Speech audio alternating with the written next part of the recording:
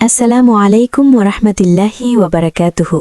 আমার কলিজার টুকরো প্রিয় বোনেরা, কেমন আছেন আপনারা? আজ আমাদের সবার ঘরে রহমতের হাওয়া বইছে। আজ রমজানের প্রথম দিন। একটু ভেবে দেখুন তো, গত রমজানে আমাদের সাথে যারা ছিল তাদের অনেকে আজ কবরে। আল্লাহ আপনাকে এবং আমাকে আরও একটি সুযোগ দিয়েছেন। কেন দিয়েছেন জানেন? কারণ তিনি আমাদের ভালোবাসেন। তিনি চান এই রমজানে আপনি আপনার সবটুকু ক্লান্তি, গুনাহ আর আক্ষেপ ধুয়ে মুছে এক নতুন মানুষ হয়ে উঠুন। বোন আমার, ইবাদত তো আমরা সবাই করি, কিন্তু নিয়াত যদি সঠিক না হয় তবে সেই ইবাদতে প্রাণ থাকে না। রাসূলুল্লাহ সাল্লাল্লাহু আলাইহি ওয়াসাল্লাম বলেছেন, কাজের ফলাফল নির্ভর করে নিয়তের ওপর।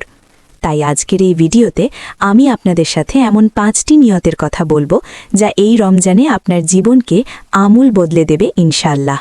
প্রথম নিয়তটি হল তওবার নিয়ত। আমরা নারীরা অনেক সময় সারা বছর ঘরের কাজ, সন্তান, ক্যারিয়ার বা পড়াশোনা নিয়ে এত ব্যস্ত থাকি যে আল্লাহর সাথে আমাদের দূরত্ব বেড়ে যায়। হয়তো আমরা নামাজে দেরি করেছি, হয়তো কারো গীবত করে ফেলেছি, বা হয়তো এমন কোনো গুনাহ যা কেউ জানে না, শুধু আপনি জানেন। আজ এই প্রথম দিনেই নিয়ত করুন, ইয়া আল্লাহ, আমি আমার অতীতের সব ভুলের জন্য লজ্জিত। এই রমজানে আমি আপনার কাছে ফিরে আসতে চাই। বোন আমার, আপনি যদি পাহাড় সমান গুনাহ করেন, মনে রাখবেন আল্লাহর দয়া সমুদ্রের চাইতেও বিশাল। আজ জায়নামাজে বসে একটু কাঁদুন। চোখের এক ফোঁটা পানি আপনার জীবনের মোড় ঘুরিয়ে দিতে পারে। নিয়ত করুন, আল্লাহ, এই রমজান শেষে আমি যেন এক নিষ্পাপ শিশুর মতো পবিত্র হতে পারি। এটি আপনার জীবনের শ্রেষ্ঠ শুরু হবে। আমাদের অনেকের টার্গেট থাকে রমজানে 2 বার বা 3 বার খতম দেওয়া। এটা অনেক ভালো, কিন্তু বোন, এবার একটু অন্যরকম নিয়ত করি না? এই রমজানকে করুন কুরআনের সাথে প্রেমে পড়ার মাস। নিয়ত করুন, আল্লাহ, আমি শুধু পৃষ্ঠা উল্টাবো না, আমি বুঝতে চাই আপনি আমাকে কি বলছেন। আপনি যদি প্রতিদিন মাত্র 5টি আয়াত অর্থসহ পড়েন এবং তা নিয়ে 10 মিনিট চিন্তা করেন, দেখবেন আপনার মনের অস্থিরতা ম্যাজিকের মতো দূর হয়ে গেছে। আমরা তো কত মানুষের কথা শুনি, কত সিরিজ দেখি, কত সোশ্যাল মিডিয়া স্ক্রোল করি, কিন্তু আমাদের স্রষ্টার চিঠিটা কি একবারও মন দিয়ে পড়েছি? এই রমজানে নিয়ত করুন, কুরআনের একটি আয়াতের হলেও আমল আপনার জীবনে নিয়ে আসবেন। এই কুরআনই হবে কিয়ামতের দিন আপনার সুপারিশকারী।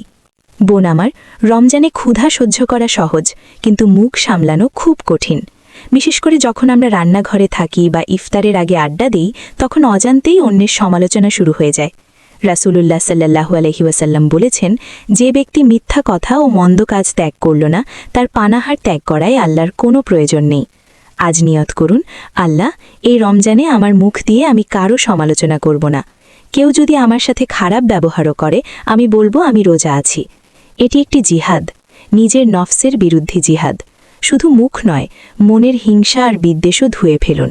যার ওপর রাগ করে আছেন তাকে আল্লাহর ওয়াস্তে ক্ষমা করে দিন। দেখবেন আপনার মনটা কত হালকা লাগছে। এই 1 মাসের অভ্যাস আপনার সারা জীবনের চরিত্র বদলে দেবে ইনশাল্লাহ। আমরা মা বোনেরা সেহরির সময় অনেক ব্যস্ত থাকি। সবার জন্য খাবার তৈরি করা, টেবিল সাজানো, এতেই আমাদের অনেকটা সময় চলে যায়। কিন্তু বোন, এই ব্যস্ততার মাঝেও কি 5 মিনিট বের করা যায় না?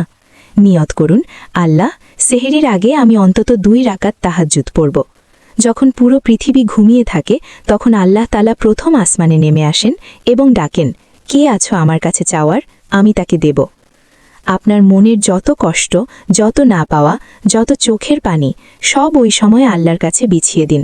মানুষ আপনাকে ফিরিয়ে দিতে পারে, কিন্তু আল্লাহ কখনো ফেরাবেন না। রান্নার ফাঁকে ফাঁকে জিকির করুন, ইস্তেগফার পড়ুন। আপনার রান্নাঘরটাই তখন ইবাদতগাহ হয়ে উঠবে ইনশাল্লাহ। সবচেয়ে গুরুত্বপূর্ণ নিয়ত হলো এটি, ধারাবাহিকতা। আমরা অনেকেই রমজানে খুব পরহেজগার হয়ে যাই, কিন্তু ঈদের চাঁদ ওঠার সাথে সাথেই আবার পুরনো জীবনে ফিরে যাই।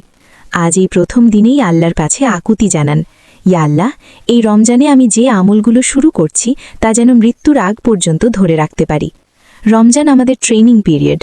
যদি আমরা রমজানের পর আবার সেই আগের মতো নামাজ ছেড়ে দেই বা পর্দা ছেড়ে দেই, তবে এই 1 মাসের কষ্ট কেবল উপবাসী থেকে যাবে। তাই নিয়ত করুন, এই রমজান থেকে আপনি এমন একটি ভালো অভ্যাস রপ্ত করবেন যা আপনি কখনো ছাড়বেন না। হতে পারে সেটা প্রতিদিন 1 পৃষ্ঠা কুরআন পড়া বা 5 ওয়াক্ত নামাজ জামাতে বা সময়ে পড়া। প্রিয় বোনেরা, একবার ভাবুন, পরের রমজানে হয়তো আপনার জায়গায় অন্য কেউ বসে ভিডিও দেখছে, আর আপনি কবরের অন্ধকারে। আজ সুযোগ আছে, আজ কান্না করার সময় আছে, আজ বদলে যাওয়ার সময় আছে। রমজান শুধু মাস না, এটা জান্নাতের দরজা খোলার সময়। আজই সিদ্ধান্ত নাও, এই রমজান হবে আমার জীবনের টার্নিং পয়েন্ট। আল্লাহ আমাদের এই রমজান কবুল করুন, আমাদের গুনাহ মাফ করুন, আমাদের তাকওয়া দান করুন। আমিন।